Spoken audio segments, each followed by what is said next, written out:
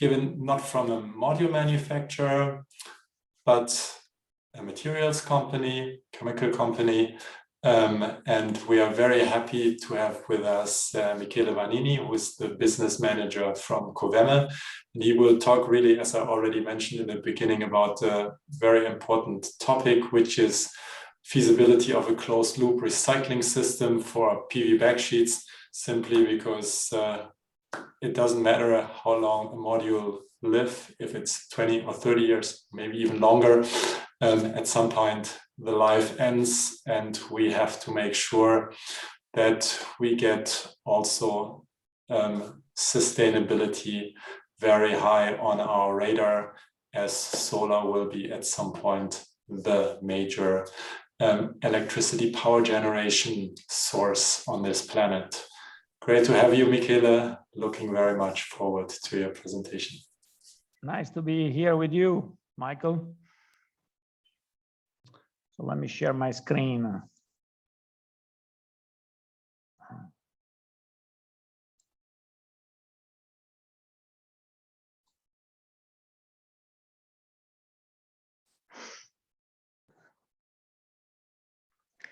Hopefully you see the screen. Yeah, all good. Just change to presentation mode and then.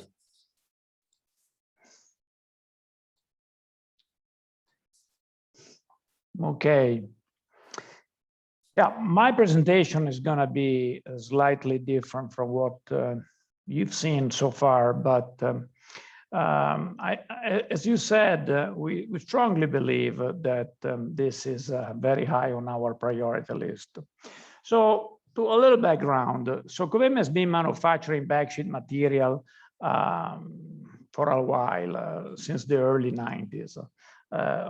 Like everybody else, we started off by using fluoropolymer materials. Then we switched to a more ecological friendly high-grade polyester films around 2006. Today, we are a strong believer, still a strong believer, that the backsheet has to be technically sound, priced properly, and easy to manage during the end of life. So that is the key point, end of life. Fluorinated products are now being classed by the EU as a hazardous material, and they have no viable end-of-life outcome other than disposal in landfill. And we all want to avoid landfill, okay? So the project which we carried on is, we had already developed PV backsheet with a recycled content, not in a closed loop. We then planned to develop a closed loop recycling process to allow us to recover polyester from end-of-life panels. So we team up with the DuPont Hygiene Film and Enea, which is the Italian National Agency for New Technology, to demonstrate the technical feasibility of PET PV backsheet recycling. So we provide the panels end of life with the polyester-based backsheet.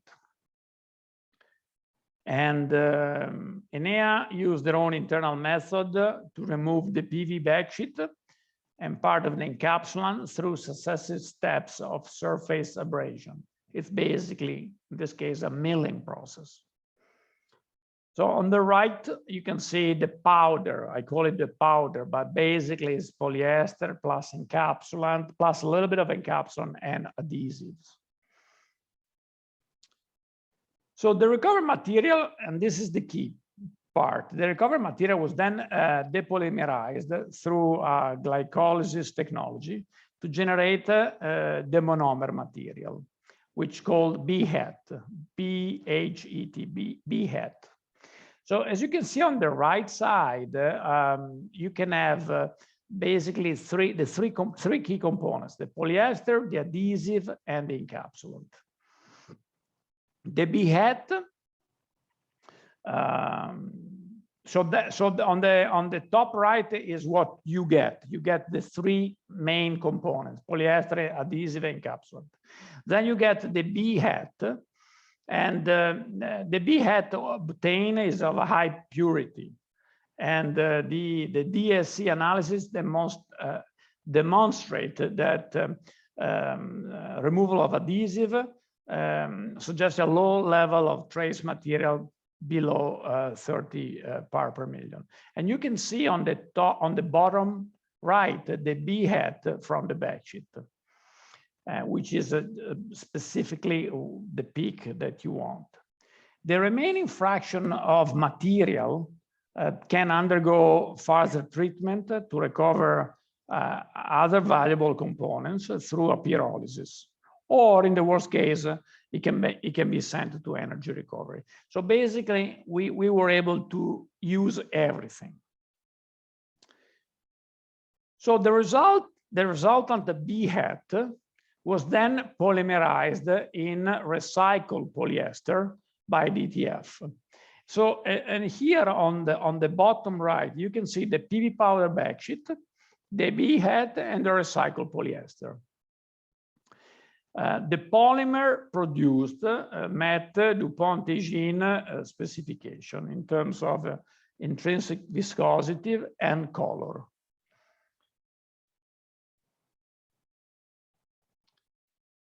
Then DTF extruded the polymer to generate cast film, which has been inline stretched to make bio-oriented polyester film. So that is the critical step, as it demonstrated that the rPET polymer produced is of suitable quality to be converted into film that can be used again as a PV backsheet. That is the key point. The film produced is of a good quality. Again, if you look at the picture, you have the cast film and the stretch film. And if you look at the TLT, it's very similar. You have the virgin PT control and the rPET, same, basically same 88%. The haziness is a little bit different, but we can look into that. Color-wise, similar. UTS and ETB elongation to break, very, very similar. The haze of the virgin polyester control is lower because it was used an optimized catalyst system for the mass production, whereas in this case, it was not possible in the pilot line. In other words, the haziness can be matched once we use the optimized catalyst in the mass production. So again, the mission was accomplished because we successfully demonstrated the circularity, this closed loop of this new approach. So we went from what we call the backsheet powder, which is, it's polyester, adhesive, and encapsulant, the B hat, the rPET, and the rPET film bio-oriented. That is what we wanted to demonstrate, and this is what we did. Now, what is the next step? The next step would be to validate the concept on a much larger scale by producing a small number of modules based on rPET for testing in the field. I already have customers that would like to do it, and and a wider collaboration across the supply chain is needed. We need to find people to help us we need to find people to help us to have an industrial approach to be able to recycle the polyester from the backsheet and be processed. This has to be done in an industrial way.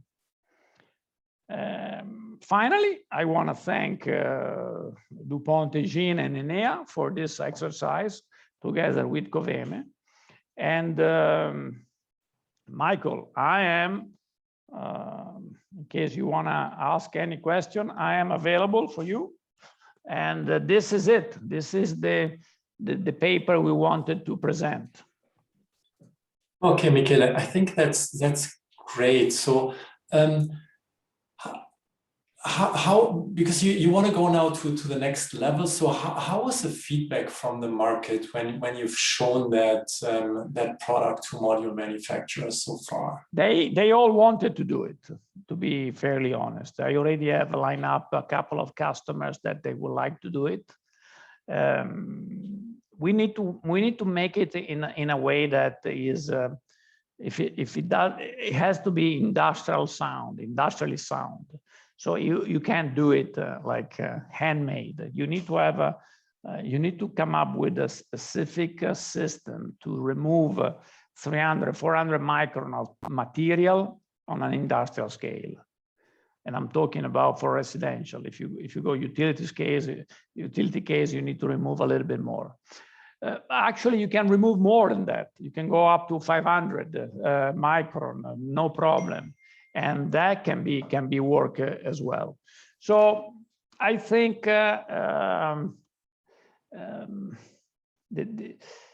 still, let me put it this way: we all want to avoid the landfill. I think that's key. And so the end of life is now becoming more and more important.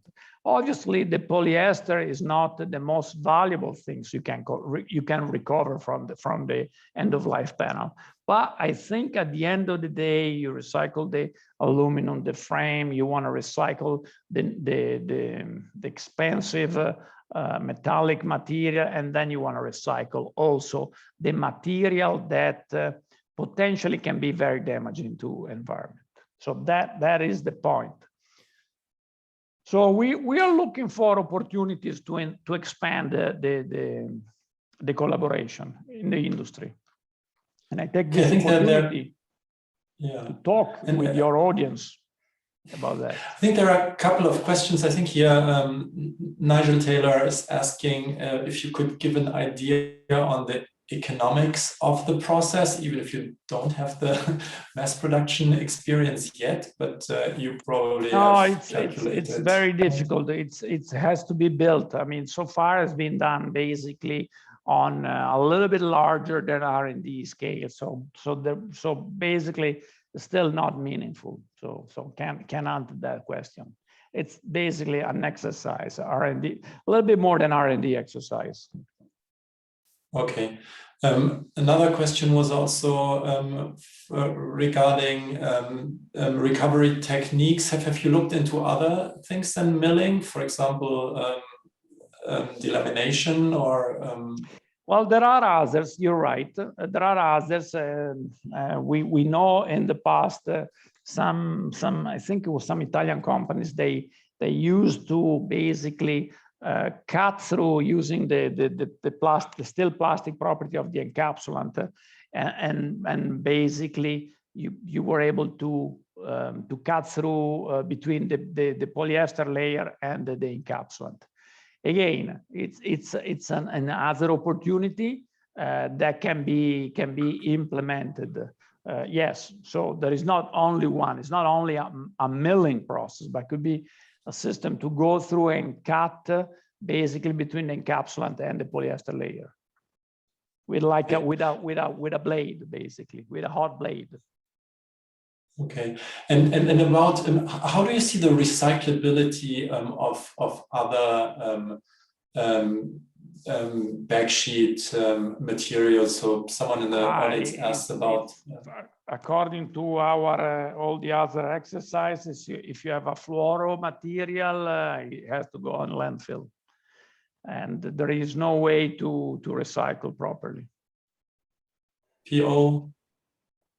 I'm talking the PVF or the PVDF material.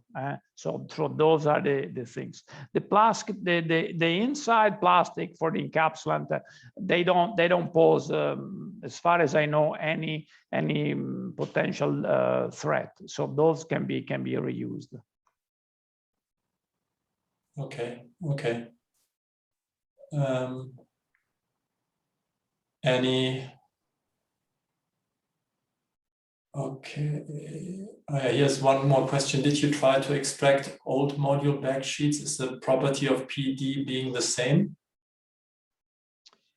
Well, once you do this process to basically generate the monomer again, the plastic is the same. Yes, you have to go through this process and generate a material that is a polyester film that works in the same way. So the answer is yes. Okay, super. Okay, thanks. So you might want to, if you could stay a little bit on actually, and just in case there are more questions coming on the chat, that would be nice, and answer them there. Otherwise, I think people can, maybe you can also enter your email there so that people can get in touch with you. That would be please. I will. Nice as well. Okay, Michele, thanks a lot for this Michael. somewhat other but very important topic of recycling and recyclability. Okay, then let's continue to our last presentation.